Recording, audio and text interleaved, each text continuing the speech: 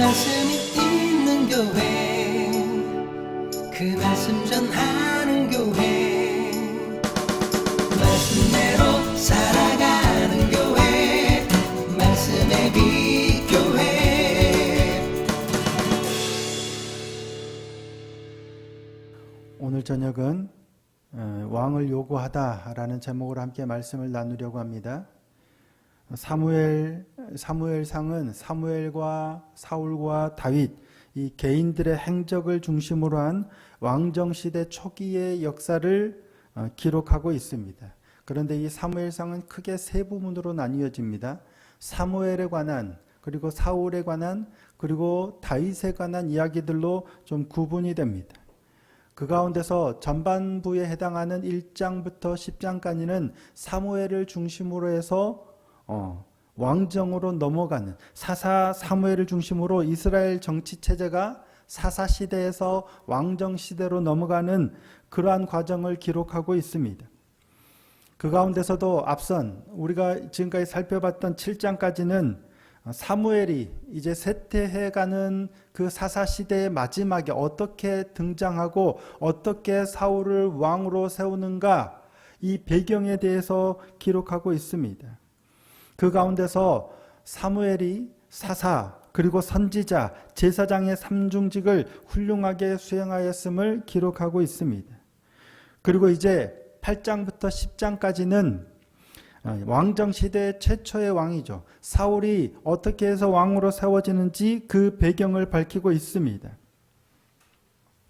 이러한 구조 하에서 오늘 우리가 함께 읽었던, 함께 나누는 본장 8장은 이스라엘 백성들이 본격적으로 왕정을 요구하고 있죠. 왕을 요구하고 있죠.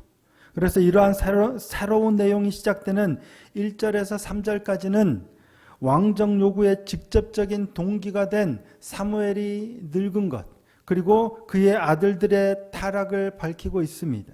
자, 오늘 본문 1절에서 3절 말씀 다시 한 번만 함께 읽어보겠습니다. 1절에서 3절입니다. 시작. 사무엘이 늙음에 그의 아들들을 이스라엘 사사로 삼으니 장자의 이름은 요엘이요 차자의 이름은 아비아라. 그들이 브엘세바에서 사사가 되니라.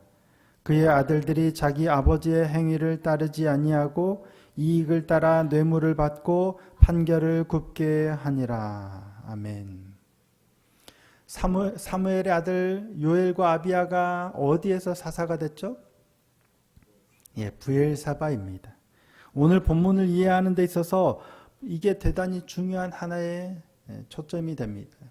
사무엘은 그의 두 아들을 브엘세바에서 사사가 되게 했습니다. 사무엘은 레위 지파가 아닙니다. 사사였고 선지자였고 심지어 제사장의 역할까지 했지만 원래 사무엘은 레위 지파가 아니라 어느 지파죠? 에브라임 지파입니다. 사무엘상 1장 1절 말씀입니다. 에브라임 산지 라마다임 소빔에 에브라임 사람 엘가나라 하는 사람이 있었으니 그는 여로함의 아들이요 엘리우의 손자요 도우의 증손이요 숲의 현손이더라. 누구에 관한 설명이죠? 사무엘의 아버지인 엘가나에 관한 설명입니다. 에브라임 산지 라마다임 소빔의 에브라임 사람 엘가나예요. 사무엘은 본래 에브라임 지파 사람이에요. 하지만 나중에 보시면 아시지만 역대기에도 그렇지만 사무엘이 레위 지파에 그 이름을 올리고 있습니다. 사무엘은 본래 제사장 가문의 사람이 아닙니다. 엘리와 그의 두 아들이 제사장이었지만 사무엘은 에브라임 사람 엘가나와 한나의 아들입니다. 사무엘의 두 아들 요엘과 아비아는 당연히 제사장이 아니었습니다. 또한 그들은 사무엘처럼 하나님의 부르심을 받았다거나 어떤 뛰어난 영성과 인격을 갖춘 것도 아닙니다. 그들은 사사가 되어서도 이익을 따라서 뇌물을 받고 판결을 굽게 하는 엘리의 두 아들 홈니와 비느하스처럼 자질이 안 되는 사람들이었어요. 그런데도 사무엘은 자신이 늙자 자신의 두 아들을 사사로 삼습니다. 하나님의 명령이 있었던 것 같지도 않습니다. 네가 늙었으니 너의 두 아들을 사사로 삼으라, 그런 것 같지도 않아요. 그리고 사무엘은 여전히 늙었지만 여전히 이스라엘의 사사로 다스리고 있었던 것으로 보입니다. 그것이 그의 두 아들을 브엘사바에서 사사로 삼은 이유입니다. 자, 지도를 잠깐 한번 보시겠습니다. 지도를 보시면 여러 지명들이 나오죠. 저 위쪽에 있는 파란색 작은 게 갈릴리 호수고 맨 아래 큰 게 사해예요. 그리고 사해 옆으로 보면 예루살렘이 있고 그 위로 기브아, 미스바, 베델, 실로 이렇게 쭉 올라가죠. 세겜까지. 거기가 에브라임 땅이에요. 그럼 브엘세바는 어디 있어요? 예, 맨 아래 왼쪽에 있어요.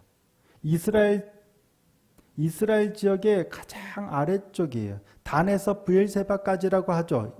이스라엘의 영토를. 이스라엘의 맨 아래쪽이에요. 사무엘은 어디에서 활동해요?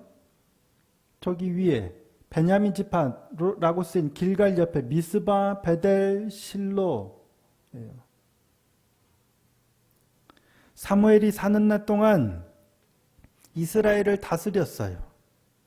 미스바에서 이스라엘 자손을 다스리기 시작한 이래로 줄곧 해마다 베델과 길갈과 미스바를 순회하며 이스라엘을 다스렸죠. 자, 사무엘상 7장 15절에서 17절입니다. 사무엘이 사는 날 동안에 이스라엘을 다스렸으되 해마다 베델과 길갈과 미스바로 순회하여 그 모든 곳에서 이스라엘을 다스렸고 라마로 돌아왔으니 이는 거기에 자기 집이 있음이니라. 거기서도 이스라엘을 다스렸으며 또 거기에 여호와를 위하여 제단을 쌓았더라. 어린 나이에 어머니 한나의 사원에 따라서 하나님께 드려진 후 줄곧 하나님 앞에서 살았어요. 그리고 엘리와 그의 두 아들이 죽은 후에 어느 시점부터 이스라엘에 나타나서 나이 들어 죽을 때까지 줄곧 이스라엘을 다스려 왔어요. 다시 한번 지도를 보시면 그의 아들들을 브엘세바에서 사사로 삼은 이유는 그가 여전히 이 모든 곳에서 사사로 활동하고 있었기 때문으로 보입니다. 사무엘은 늙었지만 여전히 미스바에서, 베델에서, 길갈에서, 그리고 그의 집이 있는 라마에서 이스라엘의 사사로 이스라엘을 다스리고 있었어요. 그래서 그의 아들들을 준비하기 위해 미리 저 끝 브엘세바에서 사사로 삼은 것 아닌가 싶습니다. 자신이 떠날 때를 대비해서 아들들을 위해서, 그리고 아마도 이스라엘을 위해서 그는 자신의 두 아들을 사사로 삼았을 것 같습니다. 근데 문제는 뭡니까?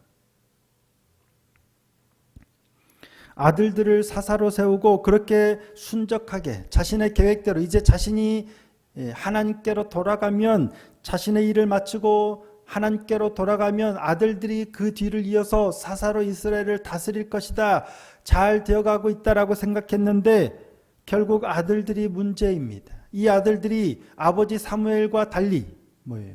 뇌물을 받고 판결을 굽게 하는 거예요. 어느 날 이스라엘 모든 장로들이 라마에 있는 사무엘을 찾아와서 이 사실을 알립니다. 당신은 늙었고 당신의 아들들은 당신과 같지 않아서 뇌물을 받고 판결을 굽게 합니다. 어떻게 합니까? 우리를 다스릴 왕을 달라라고 하는 거예요. 자신이 사사로 삼은 자신의 아들들의 문제를 빌미로 자신을 찾아와서 누구를 요구해요? 왕을 요구합니다. 지금 아들들은 이스라엘 전체를 다스리고 있는 것도 아닌 것 같아요. 그런데 사무엘을 찾아와서 어떻게 된 일입니까? 당신이 어떻게 좀 해주십시오가 아니라 아예 사무엘까지도 이제는 제끼고 차라리 우리에게 다른 나라처럼 왕을 달라. 자신마저, 사무엘마저도 믿지 못하겠다는 듯 왕을 달라라고 요구하는 거예요. 그러니까 사무엘은 자신을 버린 것으로 받아들이죠. 그래서 그것을 기뻐하지 아니하여 하나님께 기도합니다. 그런 사무엘에게 하나님께서 이렇게 말씀하시죠. 자, 7절 말씀입니다. 오늘 본문 7절 함께 읽어보겠습니다. 시작.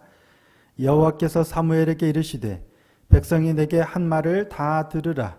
이는 그들이 너를 버림이 아니요 나를 버려 자기들의 왕이 되지 못하게 함이니라. 그들의 말을 다 들어주라고 하십니다. 그들이 너를 버린 것이 아니라 나를 버려서 하나님을 버려서 자기들의 왕이 되지 못하게 함이다 라고 말씀하세요. 그래서 그들의 말을 다 들어줘서 왕을 세워주라고 말씀하셔요. 다만 그들에게 엄히 경고하고 그들을 다스릴 왕의 제도를 가르치라 라고 하셨습니다. 결국 백성들은 그러한 경고에도 아랑곳하지 않고 끝까지 왕을 요구합니다. 그래서 이스라엘의 첫 번째 왕 사울을 이스라엘의 왕으로 삼기에 이르죠. 하나님께서는 왕을 요구하는 이스라엘 백성들을 향해서 그들이 하나님을 버려 자기들의 왕이 되지 못하게 한 것이라고 하셨습니다. 왜 그러셨어요? 하나님이 왕이신데 그런 하나님을 버리고 연약한 인간을 왕으로 달라 요구한 것이기 때문입니다. 이게 잘못이죠. 명백한 잘못입니다. 이스라엘의 왕은 하나님이세요. 근데 사무엘도 그렇고 사무엘의 아들들도 그렇고 그래서 왕을 요구한 건 사무엘을 버린 게 아니라 더 나아가서 하나님을 버린 것라는 말씀입니다. 명백한 잘못이에요. 그런데 이것이 백성들만의 잘못일까 하는 겁니다. 늘 오늘 본문을 읽으며 의문이 드는 부분이 있습니다. 뭐냐면 사무엘은 그러면 잘못이 없는가 하는 거예요. 어떻게 생각하십니까? 어쩌면 원인 제공은 사무엘이 했습니다. 자신의 아들들을 사사로 삼았어요. 하나님의 명하심도 없었고 자질도 안 되는 자신의 두 아들을 자기 마음대로 사사로 삼았어요. 비록 브엘세바에서 사사로 삼았지만 그의 계획은 장차 온 이스라엘을 다스릴 사사로 선지자로 제사장으로 삼기 위한 게 아니었나 싶어요. 그런데 그 아들들은 뇌물을 받고 판결을 굽게 합니다. 그래서 이스라엘 장로들이 라마까지 찾아와서 사무엘에게 왕을 요구한 것 아닌가요? 분명 사무엘의 잘못이 아닌가 싶어요. 그러면 하나님께서는 사무엘도 책망하셔야 되는데 하나님께서는 사무엘을 책망하지 않으십니다. 사무엘에 대한 책망이 없어요. 왜 네 아들들을 사사로 삼았느냐 하지 않으셨어요. 분명 사무엘에게도 문제가 있어 보이는데 하나님께서는 사무엘을 책망하지 않으십니다. 그리고 백성이 너를 버린 게 아니라 나를 버렸다며 백성만 책망하세요. 왜 그러셨을까요? 이 일에 있어서 백성들과 사무엘의 차이가 뭘까요? 문제가 생겼을 때 사무엘의 아들들이 사사로서의 역할을 제대로 하지 못했을 때 백성들이 원한 건 왕을 달라 한 것이었죠. 자, 5절 말씀 다시 한번 읽어보실까요? 5절입니다. 시작.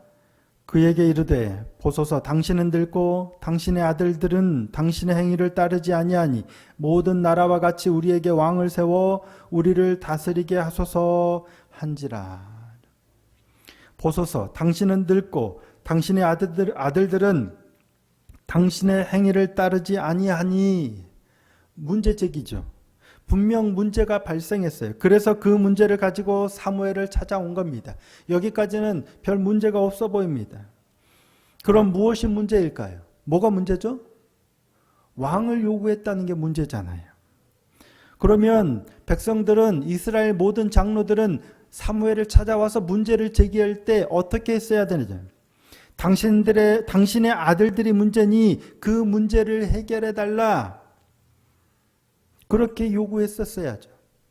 사실 그걸 문제를 해결해 달라 요구한 것은 잘못이 아닙니다. 하지만 그들은 아예 왕을 달라 자신들이 원하는 답까지 제시했다는 게 문제예요. 이게 문제입니다. 그들은 사무엘을 찾아와서 자신들의 문제를 얘기하면서 사무엘에게 도움을 구할 때 답을 제시할 것이 아니라 하나님께 기도해 달라 요구했어야 합니다. 사무엘은 하나님의 선지자입니다. 사무엘이 이스라엘을 다스렸고 그들이 그동안 사무엘의 다스림 아래에 있었던 이유는 사무엘이 하나님의 선지자였기 때문입니다.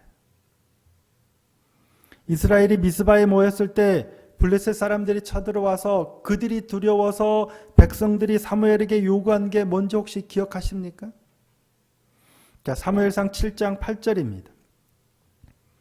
이스라엘 자손이 사무엘에게 이르되 당신은 우리를 위하여 우리 하나님 여호와께 쉬지 말고 부르짖어 우리를 블레셋 사람들의 손에서 구원하시게 하소서 하니. 그랬었습니다. 이스라엘 백성들은 블레셋의 억압 아래 있었죠. 근데 사무엘이 등장해서 미스바에서 온 이스라엘을 모으고 이제 하나님을 섬기자, 그 소식을 듣고 블레셋이 쳐들어왔을 때 이스라엘 백성들은 두려워서 사무엘에게 뭘 요구했어요? 하나님께 쉬지 말고 기도해 달라고 요구한 거예요. 그들이 사무엘에게 요구해야 하는 것은 바로 그겁니다. 하나님께 쉬지 말고 기도해 달라. 하나님께 방법을 해결해 달라. 문제가 생겼으니 하나님께 도움을 구해 달라. 답을 달라. 그들이 사무엘에게 요구해야 하는 게 그건데 그들은 뭘 요구했어요? 아예 답을 가지고 와서 왕을 달라 요구한 거예요. 우리에게 왕을 세워 우리를 다스리게 하소서. 사무엘은 왕을 요구하는 이스라엘 장로들을 기뻐하지 아니하여 하나님께 기도했습니다. 이게 백성들과 사무엘의 차이입니다. 사무엘은 자신이 이스라엘을 다스리고 있었고 자신이 아들들을 세웠는데 아들들이 문제가 생겨서 그 아들들의 문제를 제기하는, 어찌됐든 기분이 별로 안 좋았겠죠. 그런데도 그 문제를 가지고 그들에게 바로 답하지 않고 하나님께 기도했어요.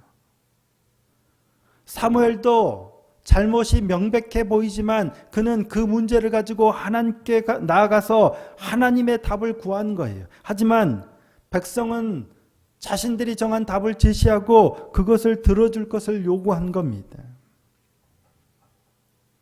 어쩌면 이것이 우리에게 있어서 너무나도 흔한, 가장 잘 못하고 있는 부분이 아닐까 싶습니다.